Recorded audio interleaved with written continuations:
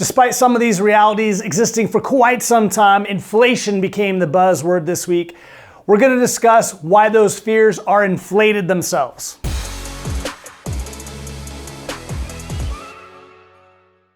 So this week, news media decided they were going to be concerned about inflation. So for those of you keeping track, this is about our third market scare. We had the whole Bitcoin bubble / GameStop debacle in January.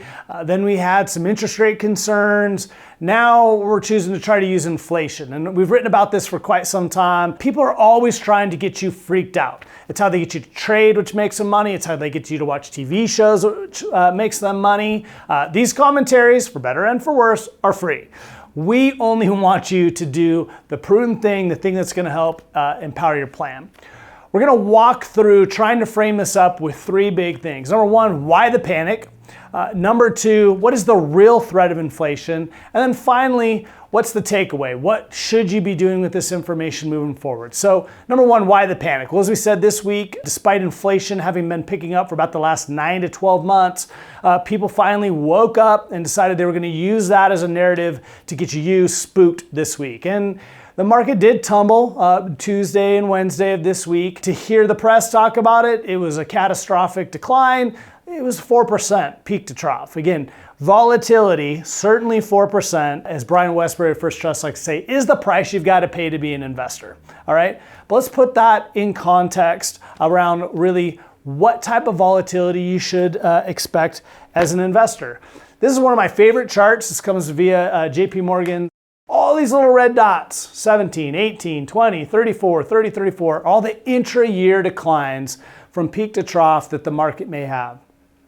And you can see every year's got a red dot, and almost all of them are 5% or greater. And as we've told you before, most fives don't become 10s, 20s, 40s. But the other thing I'd point out is how few of these red dots turn into gray bars, which is an actual drop for the year, which is what those gray bars represent. Neither one's fatal, but what happens far too many times is people let these red dots freak them out into thinking it's going to be one of the few gray bars going back to 1980 and get them off track, get them off plan. And when you're talking about fighting inflation, and again, what is the real threat? Launching into point number two, one of the real threats is letting anything panic and get you off your plan, particularly as it relates to inflation, which is telling you, hey, the things you want to buy, the way you're going to take care of your family, the things that are going to be the dreams that you want to accomplish are going up in price.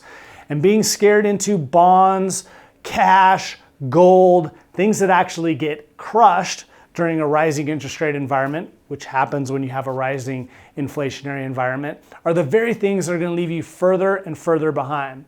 Conversely, a lot of the things that you might have given up on, particularly after the last few years, it's been a tech growth dominated area, are things that can actually serve you pretty well. So this could be energy, materials, industrial type equities or equities in general, certainly value, which we've had you positioned in for quite some time if you've been listening or you've been a client. The other thing is real estate, credit, some of the alternative things that are out there that again, may not be part of your broker advisor's plan, keeping you in that classic 60-40 that again, we've been telling you for over a year now is stale. If your person doesn't have the courage or the foresight to get you out of, it might be time for a new guy or a new gal. But those are the real threats. The other thing as an investor outside of getting panicked, or getting panicked into being too conservative is the real threat, is not just being an investor in general. What I mean by that is for those people in our society who unfortunately aren't in the blessed spot that many of us are to have additional assets to invest, that are having to live paycheck to paycheck. Because it isn't your stock portfolio that's the big concern, it's the price of milk. So again, before you panic as an investor, be grateful that you're an investor first and foremost. Two, remember, stay in the course with those great companies is going to help see you through, but don't let it make you panic into something that, again, certainly not going to keep up with inflation and very well might be punished by inflation.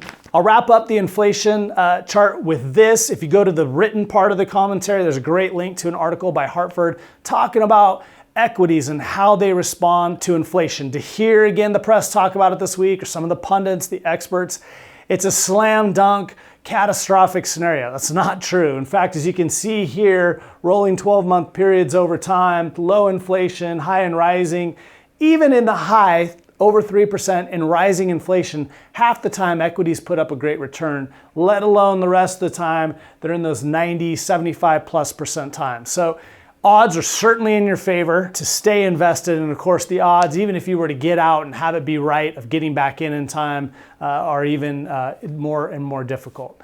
The last point I want to wrap up, last chart I want to show you, really again deals with perspective and keeping perspective. Focus on where you want to get to, not what you fear. Again, if you're trying to get across that ravine to your goal, don't look down.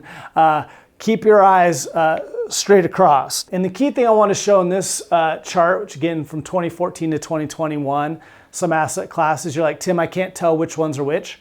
That's intentional. I don't want you to know which ones are which.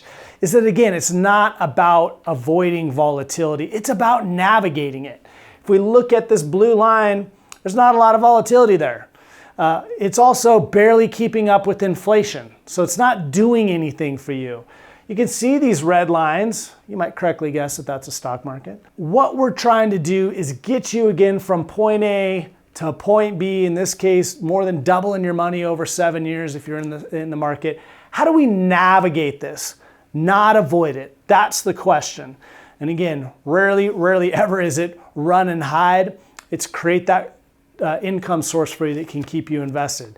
It's being diversified. It's all the things that aren't exciting. It's not Ether. It's not Bitcoin. It's not GameStop, but it's the path to wealth and staying wealthy. With that, we hope this has helped you enjoy your sunny weekend that much more, and we look forward to seeing you next week.